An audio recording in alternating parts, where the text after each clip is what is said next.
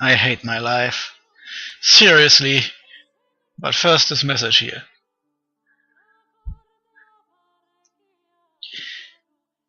At this point he's probably realizing that I've joined his enemies.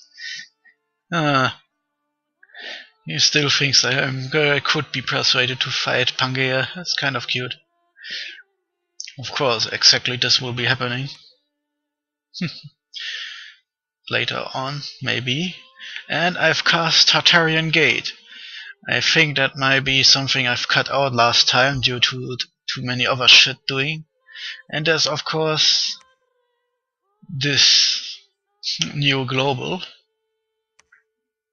And tons of battles, since we assaulted multiple provinces at once. Most of them easy wins, just asking against province defense. This was a bit harder, but we still crushed him easily. Still kind of funny to see one mage randomly kill over dead. So this was the first assault down in the south. Just a bunch of province defense showing up, and then we kill them. Easy peasy. So anyway, you may have noticed this video is nearly an hour long, and I've just looked over my raw footage. This was over 90 minutes long, 1 hour and a half hour, before I cut out nearly half an hour of dumb shit you probably aren't interested in. And this is the pure horror. Not only for you to suffer through, because I also had to talk nearly an hour to get this after commentary running. Yeah, that was a bad idea to spend my Sunday on. Anyway, luckily this is also the largest recording I ever made. The next closest thing was something like 40 minutes, which is still a lot, of course, but not this over 90 minutes shit I did here. Shit, I think there are full-blown movies shorter than this turn was. That was an interesting evening I found here. Okay, this was a lot harder. This case here was tons and tons of heavy cavalry against our armies. And since our armies are a lot cheaper, having the same losses means we won basically.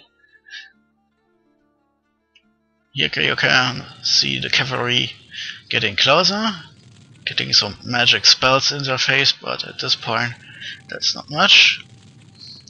And normally the shock alone when they hit our lines would kill a lot of units,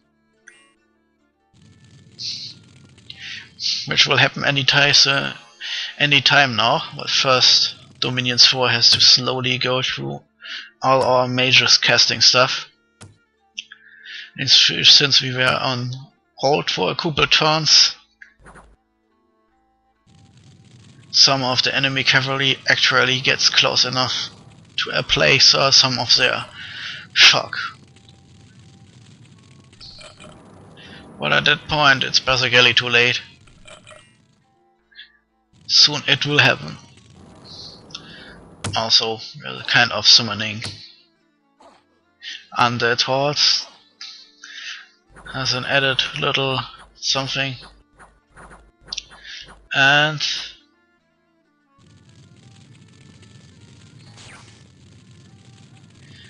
now some of our air support mages start casting their shit. Bane fire darts are still burning some of them. And now all our units attack at once, making it impossible for the heavy cavalry to move forward. And most of them are in contact with our lines. And at the same time we're getting hit with tons of little spells, and our archers are raining death on them. And as if that wouldn't be enough, all the Russian cavalry here who got hit by a Banefire dart will also decay and slowly die turn after turn after turn. You'll see in the time it took me to talk about this, the number has already gone down by a bit. They're normally very hard to kill with high protection and lots of hit points and high defense skills, but as you see, they are basically rotting to my death magic, getting ripped apart by lightning bolts, and as if that wasn't enough, they are also kind of halfway surrounded by my flying units. Sure, there's some enemy infantry trying to break up the little pocket, and they maybe succeed, but this battle is basically already lost. Even if they massacre a full bunch of my units, the decay effect alone will kill so many of them they will root sooner or later.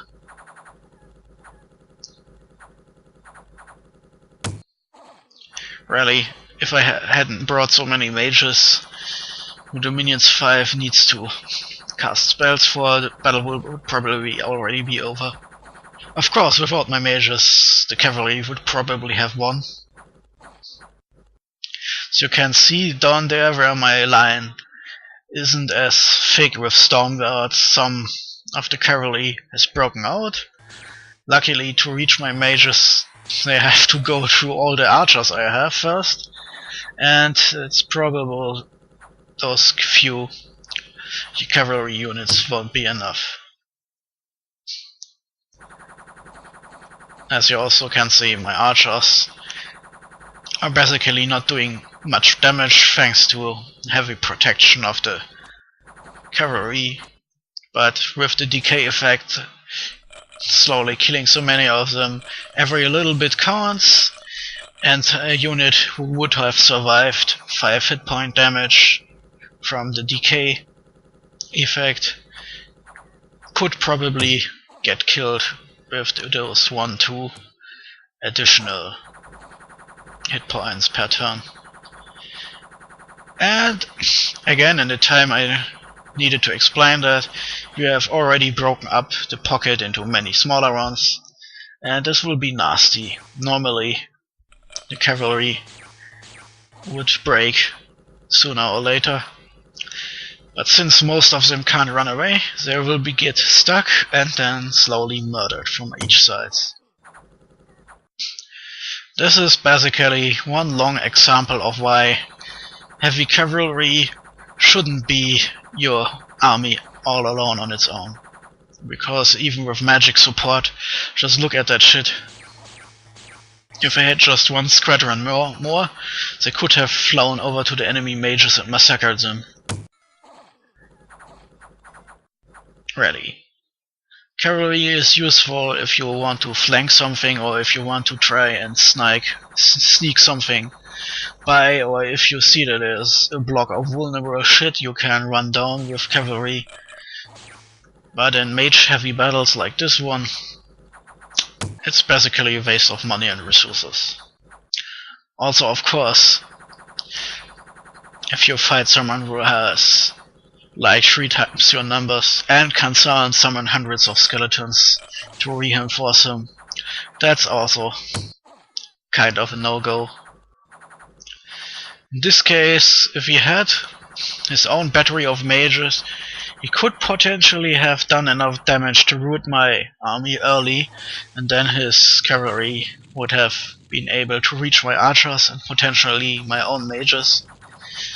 But he didn't, and so he lost. And as you have seen, those motherfuckers are to kill. Even though I killed that many of them, they still lasted long enough to root my own armies, mostly. And now it's too late. Now they're finally rooted, but not before I killed most of them. But still, secretly I'm impressed. So see, if you had used them in a normal game as a support troop, then those bastards would be a nasty surprise, especially if you use them as raiders against targets where there aren't that many enemy mages around. But like this, as impressive as that horde looked, It was not a good idea, especially not without mage support. And here, funny thing, if your archers run out of ammunition, they attack on their own.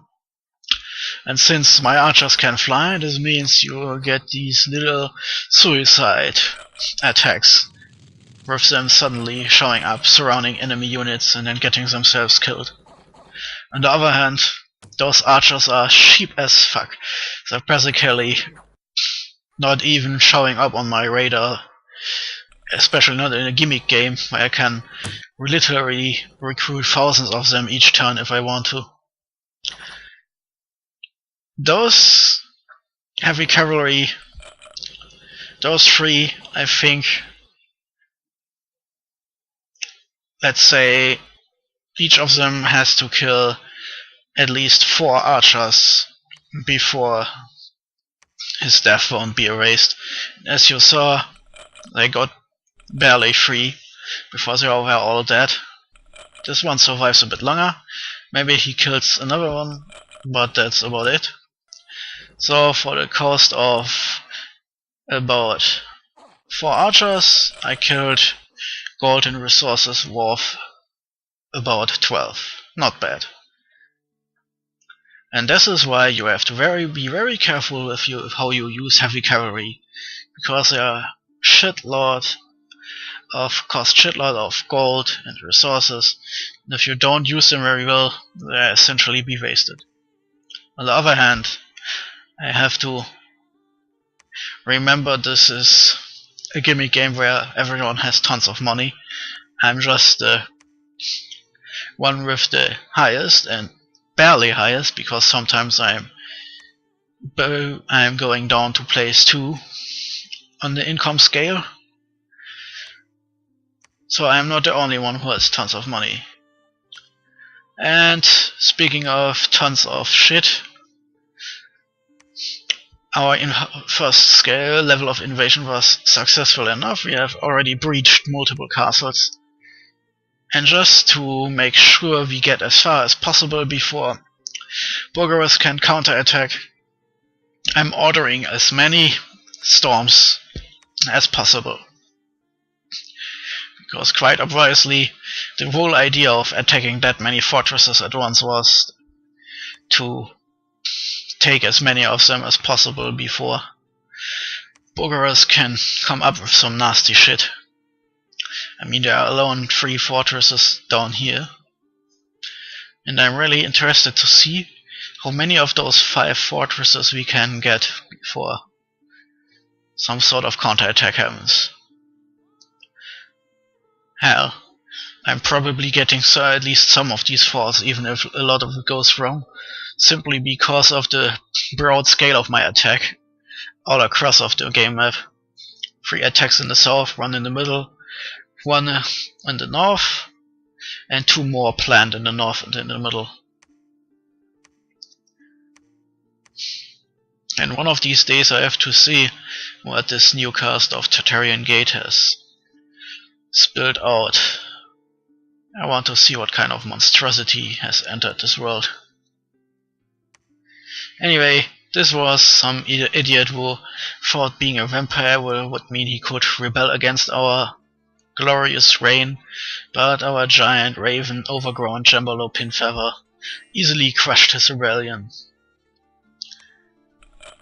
Vampires are kind of nasty shit, as you well know, but attacking in province as it is attacked by tons of mages and a giant fuck off army wasn't the best of his ideas, so his reign as a vampire will be cut short. As it looks, his vampire underlings commit suicide by getting stamped by my mammoths. Hopefully they can kill some of those things before they get a liability in later battles. And of course there is my stupidly gigantic rain of arrows thanks to my archers. Anyway, those vampires are stomped and dead and killed by spells, archers, and of course now my winged units attack and massacre one squadron after another. The vampires are already dead. Now only the vampire lord and his living units are there, and that's just not fair. You can kill a lot of those guys, but not enough to root them, and so we murderize them. I think at this point our own spells are probably more dangerous to us than the survivors. And oh, the vampire lord went down before the last of his units. Now that's kind of funny. Anyway, that was the shortest rebellion ever, and I'm getting the feeling he wanted to rebel against Bogarus and just got in the way of my invasion army, which is doubly funny. Also kind of funny that one of the most dangerous units of this game, combined with one of the most dangerous kind of commanders of this game, got so easily wiped out. But that's the thing, he wasn't just one independent vampire. He couldn't be immortal because literally the province he was standing in was his own and he had no dominion there because he was independent. So he was fucked from the beginning. Whereas one of Bogarus' vampires and vampire lords would have had the chance to turn up in his own capital again. Those guys, however, got exterminated with extreme prejudice. Also, it was just one of them, one enemy vampire commander and an unscripted one, so that's 2 strikes against him. Now, a group of vampire commanders with a proper script and gems and blood slaves, now that would have been a real danger to my army, but luckily this was just some independent asshole trying to be great in a world full of magical horrors, and he got toasted for it. Or more accurately, stabbed a lot. Maybe this is why he went down so easily. Those storm gods all have lances. I guess getting stabbed by lances is similar to getting staked. And if even one of those lances got his heart, oh, that's it, Mr. Vampire. Anyway, I'm using my growing stash of money. I'm now up to 9k and 17k income to make my fortresses a bit better, building killing grounds, additional guard towers, that kind of shit. In a normal game you have to think and plan ahead to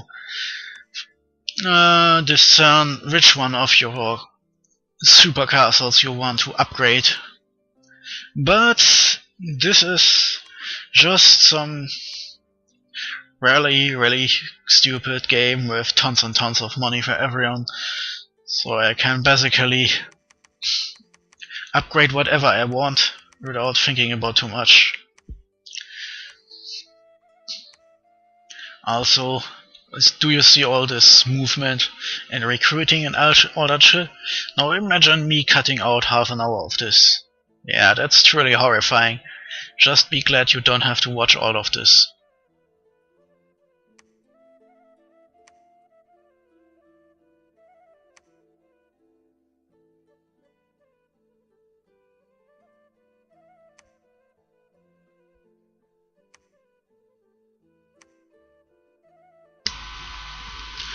Of course, I would have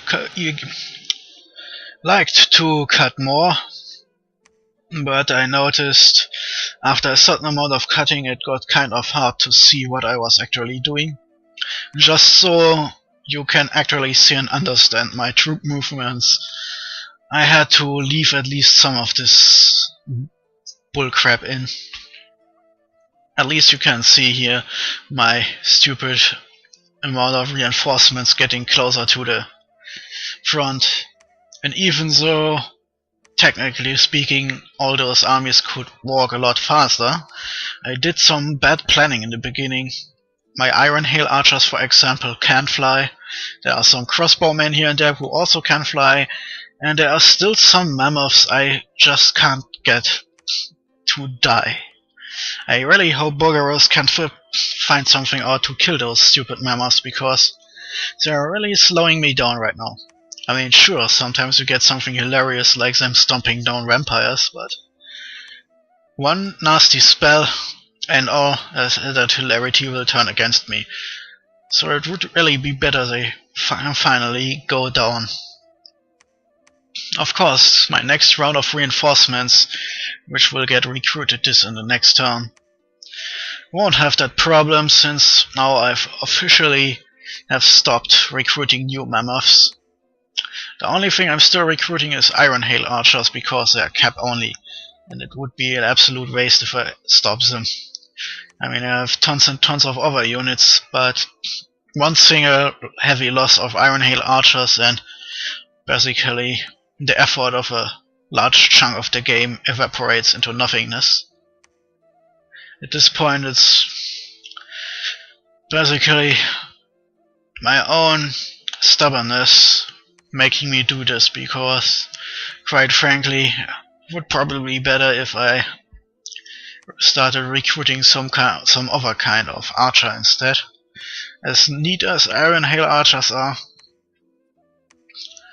it also makes all armies assembling around my capital really slow compared to the other ones.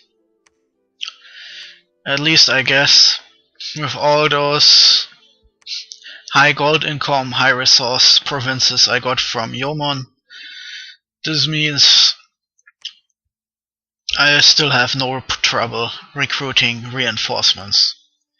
And really, at this point I was only recruiting reinforcements just in case, and because I had the money, so not recruiting would have been more effort than just continuing with piling on the units.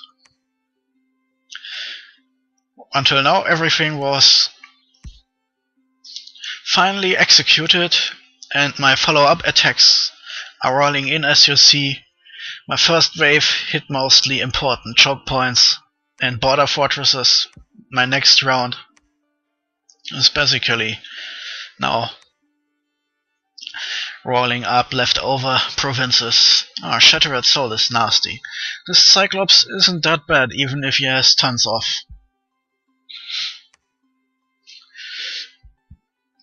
wounds, inflictions. I can still do a lot, but I'm thinking of using some kind of magic shit to change him from a unit. Or maybe I try casting Tartarian Gate again. It's kind of an interesting spell. Sometimes you get a monster unit so broken it can only create some fear in the enemy and that's it. Sometimes you get an awesome commander with magic and the shit. And all of them have Shattered Souls, and that's basically a souped up insanity, making them uncontrollable sometimes. And as I'm about to find out, some of them are broken enough, they're basically uncontrollable, period. But a few times I actually managed to hit the enemy, they're kind of impressive, so I kept using Tartarian Gate just to see what kind of monster would stumble out of the underworld next. I mean, I have this giant raven with his level 9 natural death magic, and he got the equipment for level 10, so he can cast everything death related, period, and gets bonus summons from most spells, even the really hard ones, because level 10 death is just nuts. It also means the very few times I'm getting the chance to use sacred units like my Iron Hail Archers, I can create a really nasty surprise, because my pretender is air and death, so there is a really minor range bonus, and Iron Hail Archers come with rather high range naturally, so they are not only able to hit a lot farther than most other archers, they are a bad surprise for heavily armored units who think they can laugh about archers. And then it turns out they have magical death weapons because they got Death Blast. Then their flesh starts rotting off, and then they are not laughing anymore, and they are dying and dying and dying horribly, and then some nasty death spell makes them rise again under my command. Of course, that's the ideal situation, and most of the time all this complicated shit, parts moving in parts is hard to pull off. In this case, it's also kind of hampered by the sheer amount of normal units I have to juggle. Seriously, the more my undead horrors come to the forefront, the more I'm desperately thinking of a way to keep my living units out or dead. After a certain point, my living units are basically only there to prevent my mages getting hit. And when most of those mages are death mages, then it would really be better if there aren't any units at all, just some skeletons to soak up hits. But anyway, late age Caelum has these units and I have this money, so I can use it, I guess. It's not like I have undead units I could recruit with my gold, and I can't melt my gold down into magical gems. Alchemy only works the other way around, sadly.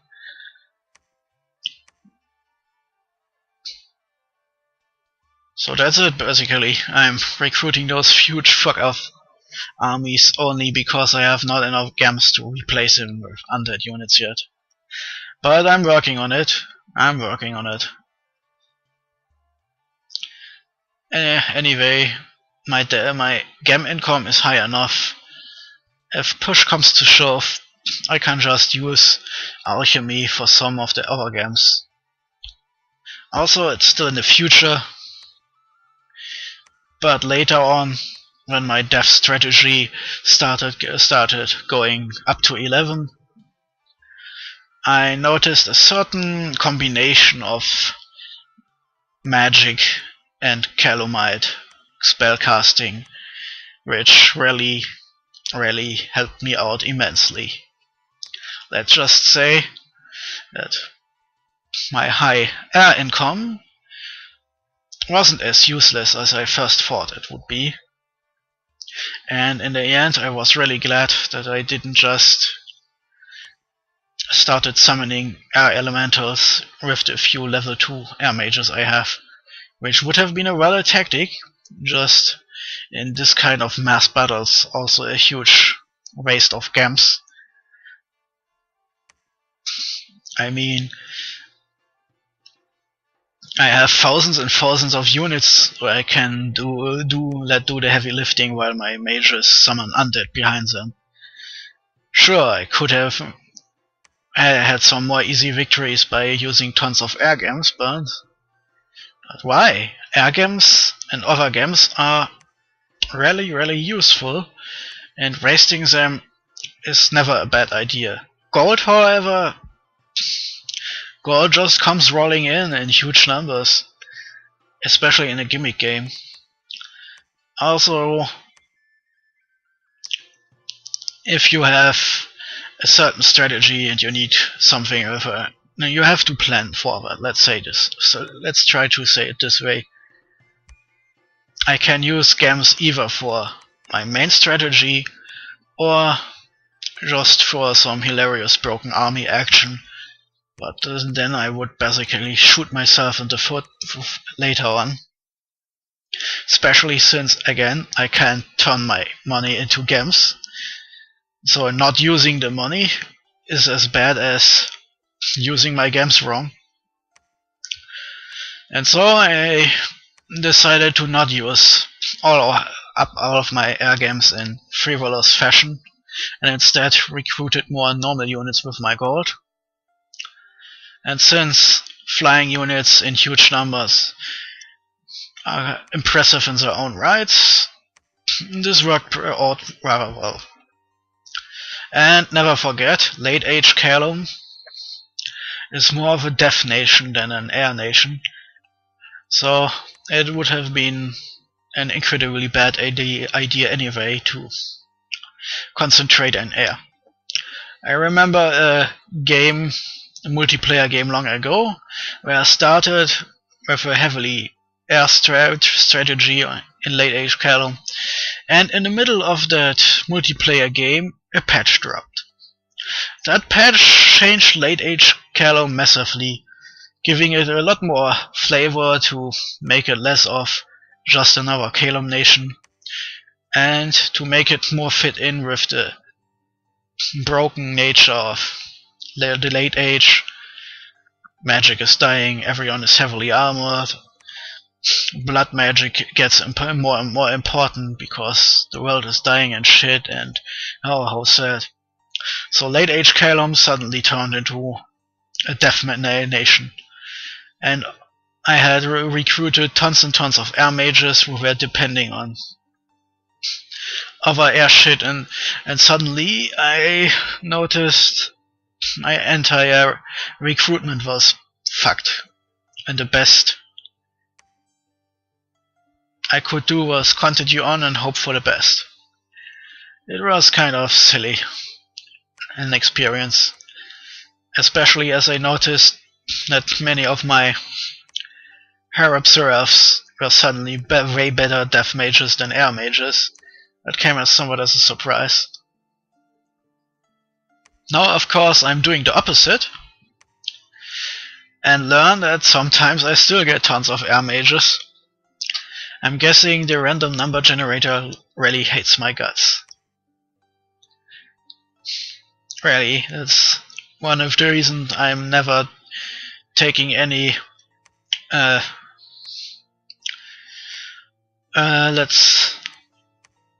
what was that called again? You know, with the Dominion, you can set up your Dominion when you start a game and make your pretender. You can give it, for example, Drain, then your magic is worse, but the enemy's magic is also worse in your Dominion. Shit like that. Scales, that's it. Yes, also, back on topic, I would never give myself luck or unluck, bad luck scales, because simply with my own bad luck I would have to waste a lot of points. Oh yes, Bogarus had noticed the attack from all of us now. Yes, all three of us are punching him now, and it's kind of nasty. But on the other hand, Bogarus is still strong enough to take it. Ah yes, you noticed the cut there, right? So another battle. A Disease Demon, that looks like some sneaky shit pulled by Bogarus. Too bad Disease Demons are kind of hit and miss. Sometimes they can do a lot of shit, and sometimes you get something like this here, where my priest actually uses magic and banishment to slowly kill the Disease Demon.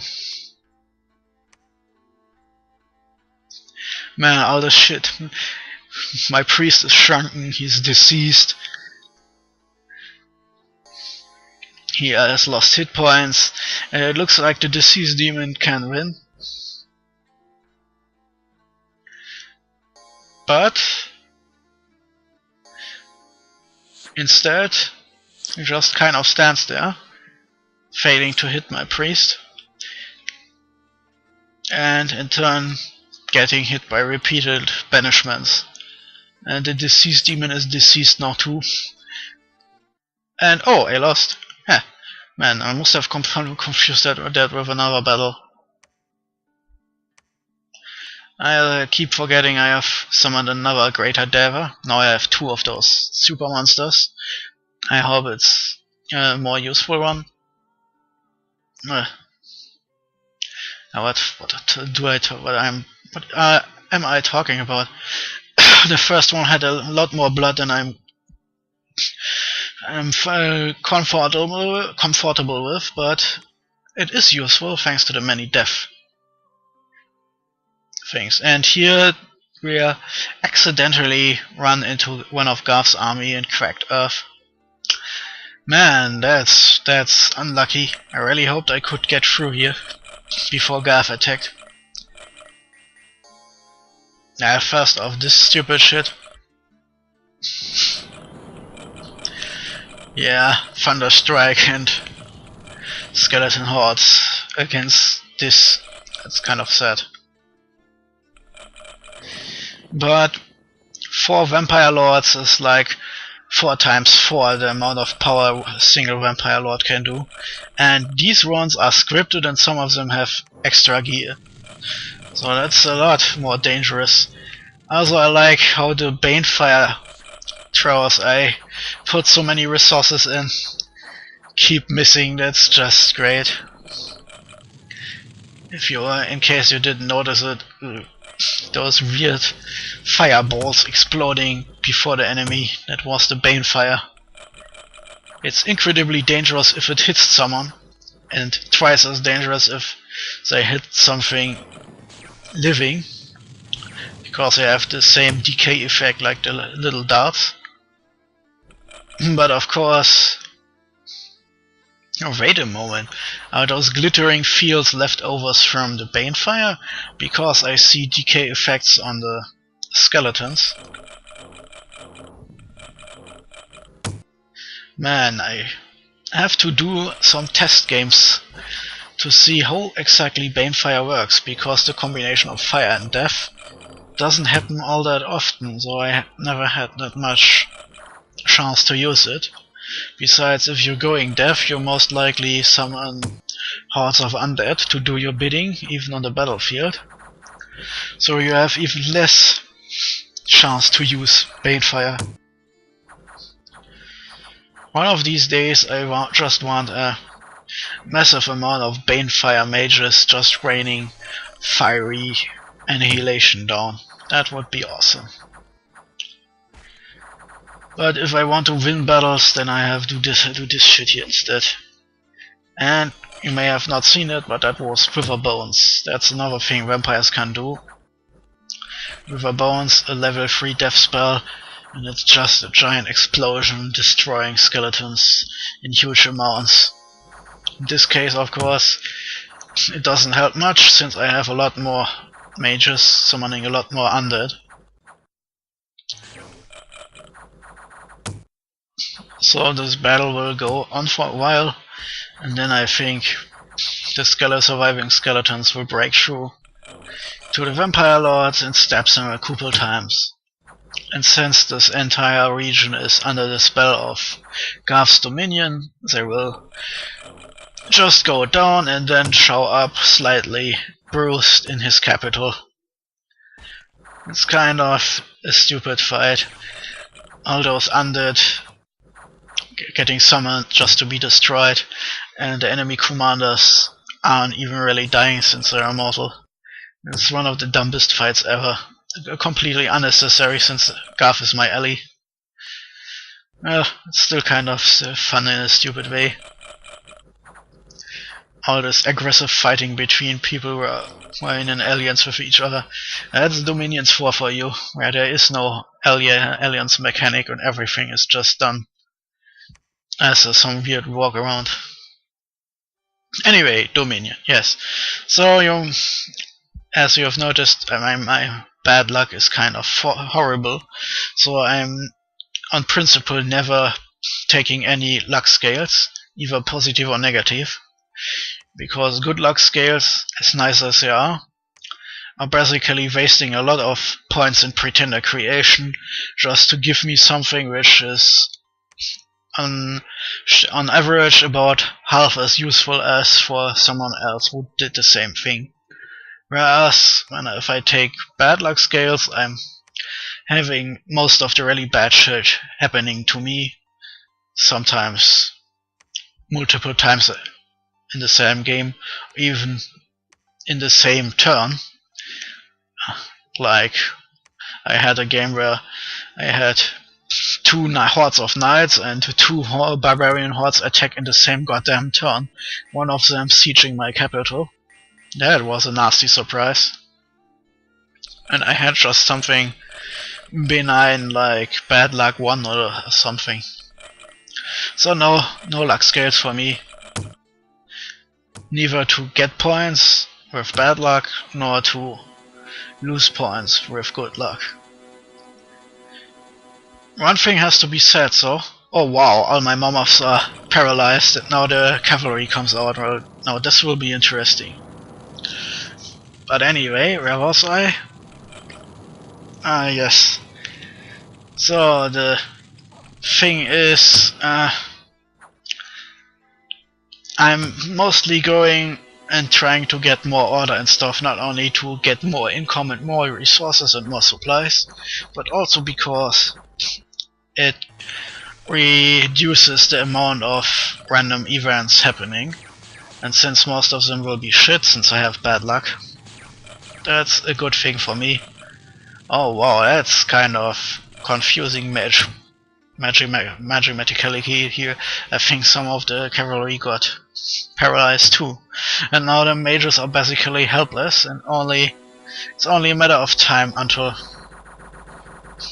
the cavalry is dead or the next batch of archers just flies over to the mages and massacres them.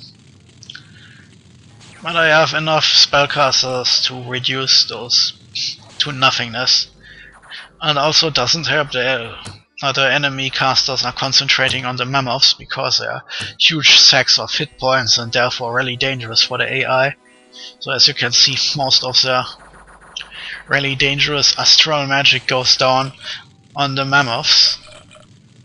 So I guess they still have a use, just by soaking up tons of spells, which would have normally hit my own. I mean the rest of my army. So this battle is already done, I guess. We'll just have to wait until the cavalry is dead, and then we'll just march over and stab the enemy mages into their stupid faces.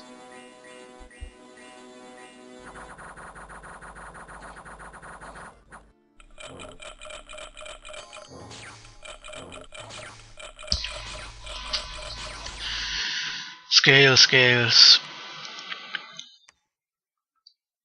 Well, there is a strategy where you're taking lots of bad scales, like sloth and turmoil, to make everything chaotic, which reduces your income and your resources and makes unrest harder to fight down. But on the other hand, if you combine it with luck scales, then you get tons and tons of events more than normally, and by simply average statistics, even the sack of shit like me gets enough good events that it's actually working out better than just going with a normal strategy. But you have to be careful what kind of pretender and what kind of nation you use. Early age Yomi, for example, uses tons of weird demons who are getting stronger with chaos, which means turmoil and unrest. So they're synergizing really good with this kind of strategy. Whereas if you take some weird nation like Marignan, middle age, who are all about order and stability and shit, then you're just hurting yourself by doing this. Especially since they come with many expensive units in terms of resources and gold. So it's kind of bad to depend on luck if you want to have any kind of army. So, crystal mages. Elf 2, Astral 2. Not only good in both kinds of magic, they have also the right paths to forge most of the common cheap astral boosters. So you can forge crystal coin and an astral cap, and can very easily boost them up to Astral 4 in a single turn. Technically you need 2 astral mages to boost one of them, because you need to forge 2 different things. But you get what I'm meaning, hopefully. Yes, this kind of shit. 353 units hit and 60 units killed. That's the reason why I hate Wrath of God so much. And sometimes you even lose mages and other commanders. Hopefully just by carrying priests behind my main armies and preaching and building temples, I can push out Bogarus Dominion a bit. Oh, for fuck's sake, I totally forgot. Wrath of God isn't influenced by Dominion, it comes down anyway, anywhere, and anytime. It's basically complete assholishness concentrated magically, and then raining down on you. Like someone having diarrhea above you. But, it's still all good. Several more fortresses have been completed, protecting me from counter raids. I'm losing some units to diseases. Probably an effect from the disease demon at work. Probably something else. And I have other shit to do. And I'm recruiting dozens of mages and priests every turn. So losing one or two isn't something I'm noticing. So the Southern Offensive is kind of successful. It's still kind of funny that that one faint army is still alive. Also, something else, I've used my underwater mages to summon bishop fishes. Bishop fishes are underwater priests with level 3 in holishness, which makes them exceptionally good preachers. And my secret agenda down here is to not only have tons of units in my fortress to make sieging it a true horror. I'm also planning on using the bishop fish and probably a couple more. I'm planning to summon to slowly, very slowly push out my dominion and destroy Pangaeas down here under the water. So if I'm finally deciding to kick him out from myself, and then I'll be in a perfect position to do so. And besides, Garth is still accidentally caving in my dominion up in the north, so if I use a hilarious amount of level 3 priests down here to create more dominion for me, then it's only helping me in the long run. And oh, that's cute, Raga is still alive. That's that red one province over there on the left. It's a wonder with all those magic shit happening and tons of priests and blood magic and whatever else. It's impressive that they still exist at this point. Ah yes, the Throne of the Moon, that's that one that I give. Some basic shit. A little bit more water income I probably never need. But hey, if I go active against Pangaea, it's probably underwater, so I'm not complaining. Other shit like stronger dominion is worth a lot more than the single water gem.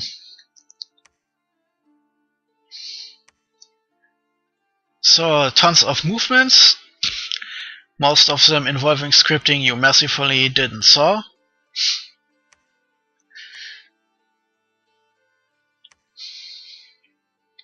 I'm still trying to get this one fortress just above that Throne province I took. I've taken the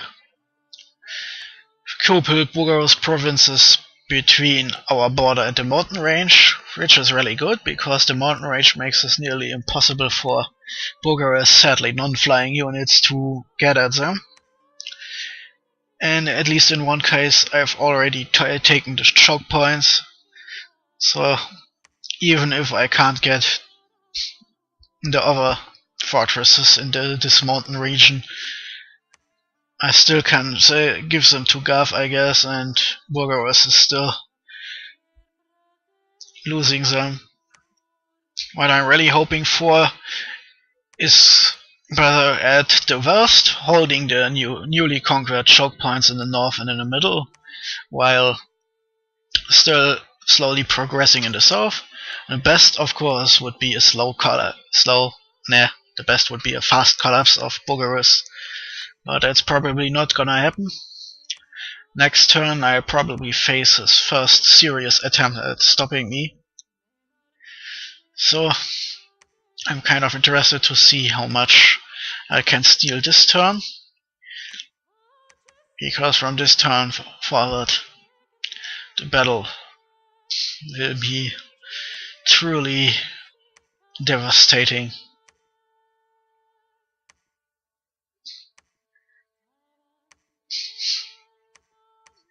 There are probably still some provinces where I could build fortresses, but those swamp provinces are kind of shit, even in a more money style game. So I'm not really feeling it at the moment. And that stupid cave province is just ass, and I hope it dies. I don't want to even see those pale ones anymore. Of course, if I should be nice. At least they did their job besieging an empty castle and taking it from nothing. And now they can just sit there making every attacker's life a living hell, because they can repair the castle faster than many attackers can tear it down. Just by being there, no combat needed. Anyway, thanks to me maxing out conjuration, there are tons of shit to do, and I'm of course giving into my temptation and cast Tartarus Gate again. I just want to see what comes out of that gate. And it is a rather cheap spell. It's a spell with a titanic amount of death magic necessary to cast, and it comes dead last in Conjuration School.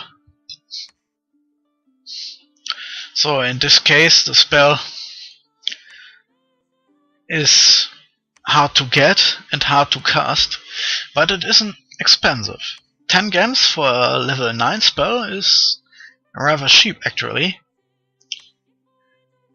Of course, it's also rather look based, as you saw from that really broken and damaged Cyclops unit we got. But on the other hand, some horrific monster for 10 gems is also not bad, even if it's not really reliable. But there are ways around that.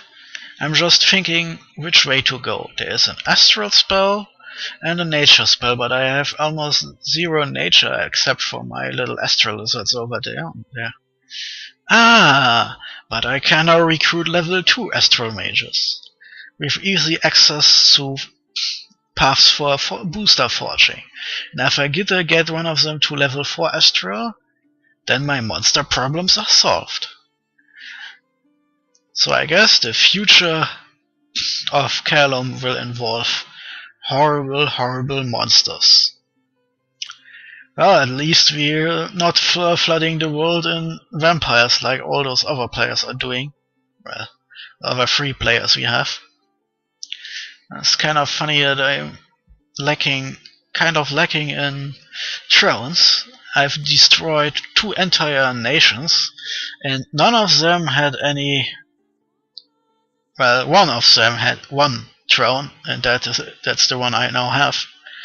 And I'm now getting the 2nd throne, because I took this province here, the Crystal Throne, and since I want those crystal mages, I guess I have to get a prophet here, or my pretender, to get this throne.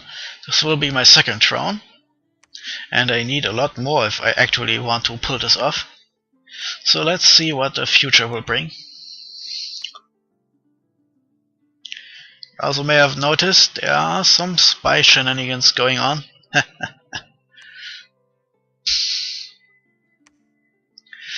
Because some of my stupidly overdressed Raven Lords with their retinue of stealth units are finally ready, so I'm sending them in to spy on Bogarus, and hopefully all those other units are dragging along with them, makes them harder to kill if they happen to stand in some random province. I know chances are low, but on the other hand it's better than to just lose them instantly, I guess. Of course, on the face of it, it's a giant waste of gold and gems, but it's not like I'm missing gold, and the gems I'm using is nature, and the only other way to use them would either to forge even more wine bags or to alchemize them into something else. And that's honestly not really better than making stealth commanders stealthier.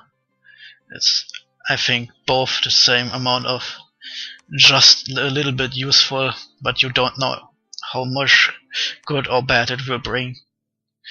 But anyways, I decided, since I'm always kind of lazy about spying, there's no reason to hold back this time.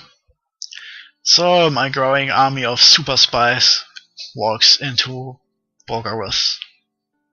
And carefully not into Gav, because I think it would be hard to explain to Gav why suddenly a small army is attacking him if they get discovered. So I make sure they carefully stay out of Gav's territory.